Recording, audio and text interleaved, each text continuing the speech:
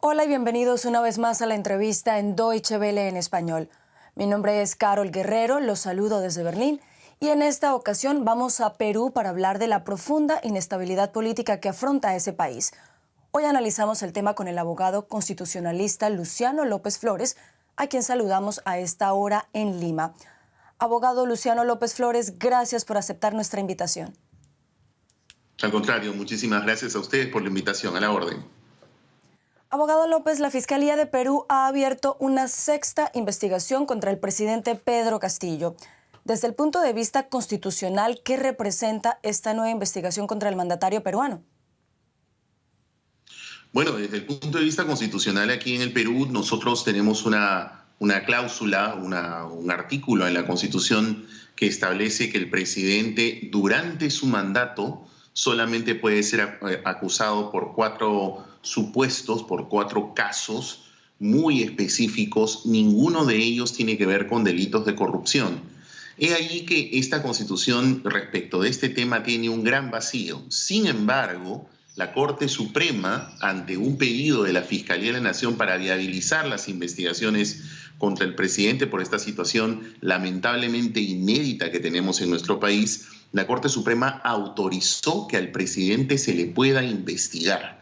Entonces, desde ese punto de vista, tener esta sexta investigación es un hecho para nosotros lamentable, pero en la medida que ha sido ya validado por la Corte Suprema desde el primer momento en que la Fiscalía comenzó a iniciar las primeras 2 investigaciones, entonces por el momento es una situación absolutamente regular desde el punto de vista constitucional. Abogado, Pedro Castillo apenas lleva 1 año en el poder. Ya ha habido 3 intentos para destituirlo y todo parece indicar que sus detractores no se detendrán. En Perú se habla de vías alternativas para sacar a Castillo de la presidencia. ¿Cuáles serían esas vías? Bueno, en realidad la Constitución establece por lo menos la posibilidad de que el presidente pueda ser suspendido por mandato del Congreso. Existe también la posibilidad de que el Congreso pueda declarar la vacancia del presidente de la República por una situación un tanto imprecisa porque la Constitución no la define y lamentablemente el Tribunal Constitucional de aquí de nuestro país, cuando tuvo la oportunidad de hacerlo, no clarificó el asunto, que es la figura de la vacancia por incapacidad moral, que en nuestra vía republicana y sobre todo durante la vigencia de esta última Constitución hemos tenido nosotros varios casos de incapacidad moral relacionada con graves inconductas del presidente. Sin embargo, lo que tenemos ahorita en el país, porque esas serían las 2 vías, al menos y como me acaba de escuchar, son básicamente funciones que puede tener y atribuciones que tiene, desde luego, el Parlamento de nuestro país. Sin embargo, pasamos por una situación muy complicada los peruanos, porque en este momento, tanto el Parlamento como por el otro lado el Ejecutivo, representado por Castillo, están en un serio deterioro de legitimidad ante la opinión pública y el Parlamento simple y llanamente no tiene la capacidad, por acuerdos internos de los grupos políticos, de tomar la decisión de llevar adelante cualquiera de estas 2 atribuciones. Así que una posibilidad que hemos estado comentando algunos especialistas sobre el tema es de que el Perú pueda hacer uso de un convenio internacional que es la Convención de las Naciones Unidas contra la Corrupción, un acuerdo que data del año 2003 y que en el Perú hemos incorporado a nuestro derecho nacional desde el año 2004. Y en esta convención está prevista la posibilidad de que se pueda suspender a un funcionario con prerrogativa, es decir, con una protección especial, como es el caso del presidente. ¿Para qué? Para que la Fiscalía de la Nación pueda plantearlo ante la Corte Suprema y encontrar una salida a este evidente entrampamiento. ¿Pero no cree usted que esto podría traer más inestabilidad y polarización a un país que ha tenido ya 6 presidentes en 5 años? ¿No sería menos dañino esperar a que Pedro Castillo finalice su mandato? En realidad sería en principio y en teoría lo más adecuado. Sin embargo, tenemos nosotros un un gravísimo problema en el país que usted lo acaba de indicar. Lamentablemente nosotros tenemos una crisis política que no cesa desde el año 2016 hasta la fecha, que tiene en realidad unas raíces un tanto más complejas y más complicadas, como es la necesidad de una serie de reformas políticas que lamentablemente en el país no se han realizado. Y esa es la razón por la cual el problema está anclado a la clase política, es decir, a los partidos que nos representan, que ocupan escaños en el Parlamento, que ocupan el Poder Ejecutivo. Lamentablemente, lo que generan más bien es que con su accionar un grave deterioro en el país. Vea usted, el día de hoy, por ejemplo, hace unas horas diversos medios de comunicación aquí en el Perú han divulgado, por ejemplo, una encuesta de opinión de una consultora muy respetable, en la cual refleja que la aprobación presidencial es del 76%, y la aprobación del Parlamento Nacional es tan solo del 12%. Son cantidades realmente, cifras que le grafican a usted la gravedad de la situación.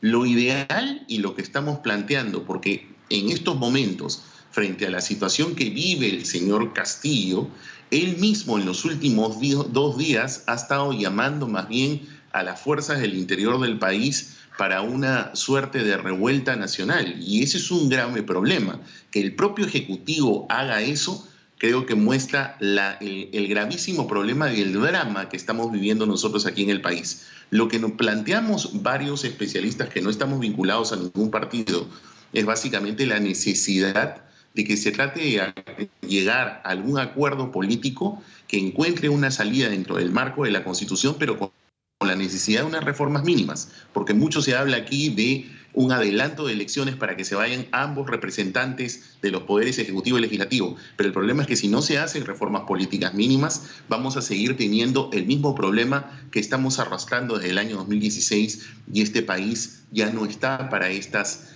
inestabilidades políticas constantes.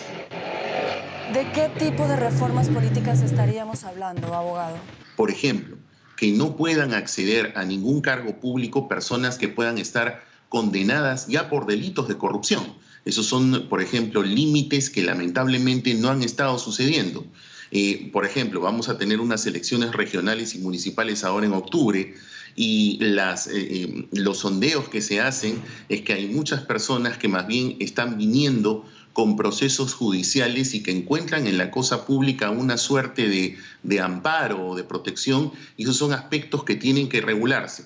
Otros aspectos tienen que ver con el manejo de justamente el filtro de los representantes que van a los partidos políticos, la necesidad de que en el Parlamento Nacional también pueda ponerse coto, ponerse un límite a las figuras de transfugismo político, es decir, estas figuras en que los parlamentarios dejan sus escaños, forman unos nuevos que no tienen correlato con la representación nacional, que contribuyen a una atomización. Para que usted tenga una idea, se eligieron más o menos unos 9 partidos para que ocupen escaños en el Parlamento. Actualmente tenemos 13. Y entonces, a un año de gobierno, son situaciones que realmente le grafican la necesidad de hacer realmente un rediseño, sobre todo en la estructura política y sobre todo que provenga de la Constitución, para poder mejorar estas situaciones. Una cosa adicional, por ejemplo, el tema de quiénes son los candidatos que podrían pasar a una segunda vuelta. Aquí, por ejemplo, tenemos un régimen en el cual 2 candidatos que, como por ejemplo en la última elección, ni siquiera ambos sumados superaron el 30%, van a una segunda vuelta. Eso es una regla que, por ejemplo, estamos proponiendo a algunos, que sea más bien que pasen a la segunda vuelta candidatos que solamente superen sumados el 60%, para evitar la polarización en la segunda vuelta. Son aspectos que desde luego tienen que ser discutidos en un amplio consenso político, pero son necesarios que tengan que ser debatidos, porque de lo contrario vamos a seguir, como le mencioné hace un momento, en una crisis constante que hemos tenido desde el año 2016.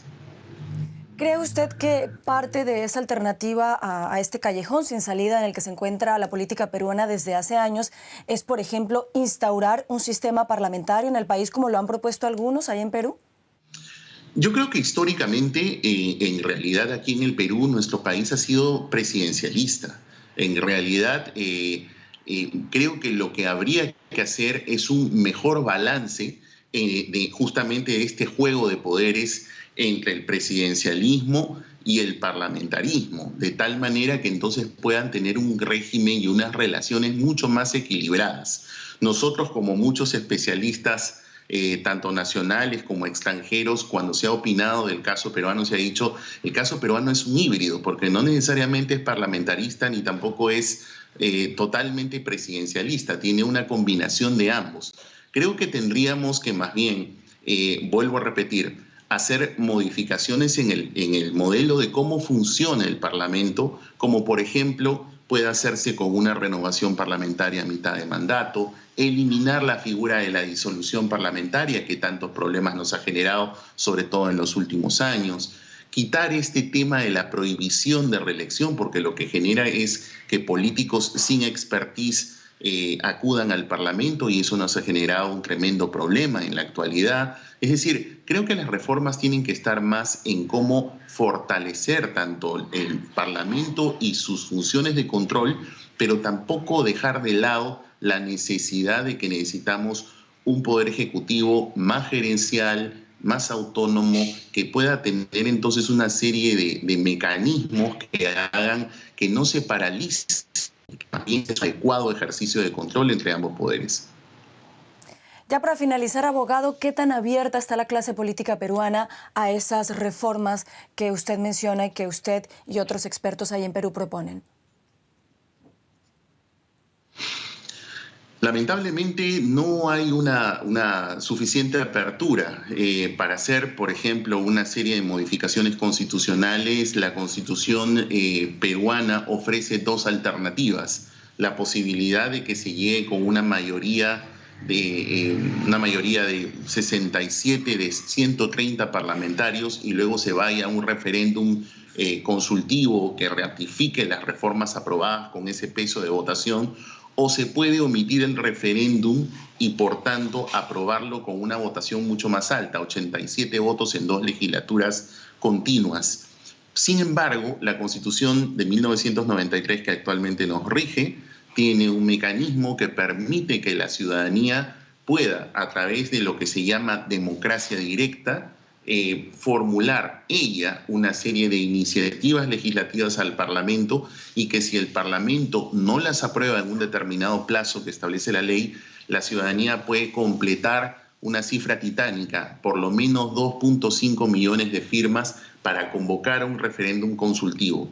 Frente a la inacción de la clase política, en la actualidad hay una coalición ciudadana que agrupa más o menos alrededor de casi 120 organizaciones de la sociedad civil que están tratando de consensuar para generar justamente estas propuestas que puedan ser canalizadas a través de la vía que la Constitución prevé, que es la de la democracia directa, y presentar esta iniciativa ante el Parlamento como un mecanismo de aporte de la ciudadanía y de presión sana para tratar de salir de este entrampamiento. Al menos la Constitución prevé esta situación y esta coalición ciudadana ya se ha formado desde el mes de abril, ha venido trabajando de manera continua y esperemos que podría ser quizá una alternativa para tratar de salir del entrampamiento de que los políticos no tienen un incentivo para poder ellos mismos establecer las reformas. Ojalá se está trabajando arduamente y esperamos que pueda tener algún tipo de éxito.